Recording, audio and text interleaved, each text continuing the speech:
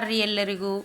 ಇವತ್ತಿನ ನೋಡ್ರಿ, ಇವತ್ತಿಂದ ಯಾಕೆ ಕುಬ್ಸ ಅಂತ ತಿಳ್ಕೊಂಡಿರ್ಬೇಕು ನೋಡ್ರಿ. ಇವತ್ತಿಂದ ಈ ರೀತಿ ನೀವು ಕರದಿಂಗಳು ಕಳೆದಿಂಗಳು ಅಂತಾರ, ಕರದಿಂಗಳು ಅಂತಾರ, ಕರೆ ಸೀರೆ ಉಡಿಸಿ ಕುಬ್ಸ ಮಾಡೋದು ಅಂತಾರ. ಅಂದ್ರೆ ಈ ಥರ ರಂಗೋಲಿ ಹಾಕಿದ್ದೆ ನೋಡ್ರಿ. ನಾನು ಇಲ್ಲೇ ಇಷ್ಟ ಸಣ್ಣದು ಹಾಕ್ಯಾರ ಅನ್ಕೋಬೋದು. ಈ ಥರ ದೀಪ ಎಲ್ಲನೂ ಇಟ್ಕೊಂಡಿದ್ದೆ, ರಂಗೋಲಿ ಹಾಕಿ ಡೆಕೋರೇಷನ್ ಮಾಡ್ಲಿಕತ್ತಿದ್ದೆ ನೋಡ್ರಿ. ಬಣ್ಣ ತುಂಬಿದೆ ಈ ಥರ ಎಲ್ಲ ಕರೆ ಸೀರೆ ಉಡಿಸಿ ಎಲ್ಲ ದೀಪ ಹಚ್ಚಿಟ್ಟಿತ್ತು. ದೀಪ ಹಚ್ಚಿಟ್ಟಕಿನ ಕೂಡಿಸಿ ಆರತಿ ಮಾಡ್ಲಿಕತ್ತಿದ್ದೆ ನೋಡ್ರಿ. ಇದನ್ನು ನೋಡ್ರಿ ಹೆಂಗಾಗಿತ್ತಂತಂದು ವಿಡಿಯೋ ಹೇಳ್ರಿ.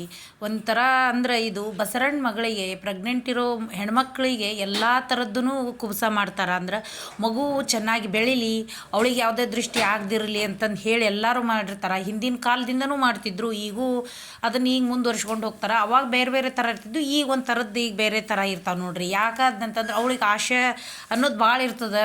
ಅದಕ್ಕೆ ಎಲ್ಲ ರೀತಿಯಿಂದನೂ ಅವಳಿಗೆ ಬಯಕೆಗಳನ್ನು ತೀರಿಸ್ಲಿಕ್ಕೆ ಈ ರೀತಿ ಎಲ್ಲ ಥರದ್ದೂ ಕುಬ್ಸವನ್ನು ಮಾಡ್ತಾರೆ. ಅಂದ್ರೆ ಆರತಿ ಮಾಡ್ತಿರ್ತಾರೆ ನೋಡ್ರಿ. ನಾನು ಎಲ್ಲ ಥರದ್ದು ಮಾಡೀನಿ ನೋಡ್ರಿ. ವಿಡಿಯೋನ ಕೊನೆ ತನಕ ಹೆಂಗಾಗಿತ್ತು ಅನ್ನೋದನ್ನು ಹೇಳ್ರಿ. ವಿಡಿಯೋ ಮಾತ್ರ ಚಲೋ ಆಗಿತ್ತಂತಂದು ಹೇಳ್ರಿ, ಕಮೆಂಟ್ ಮಾಡಿರಿ. ನನ್ನ ಮಗಳು ರೆಡಿಯಾಗಿದ್ಲು, ಕರೆ ಸೀರೆನೂ ಉಡಿಸ್ಬೇಕು ನೋಡ್ರಿ. ಇದಕ್ಕೆ ಕರೆ ಸೀರೆ ಉಡಿಸಿ ಎಲ್ಲನೂ ಮಾಡಿದ್ದೆ. ಕಡೆಯಿಂದ ಕರೆ ಸೀರೆ ತೊಗೊಂಬಂದಿತ್ತು. ಇಷ್ಟು ಹೇಳಿ ನಾನು ಲಾಗ್ ಮುಗಿಸ್ತೀನಿ.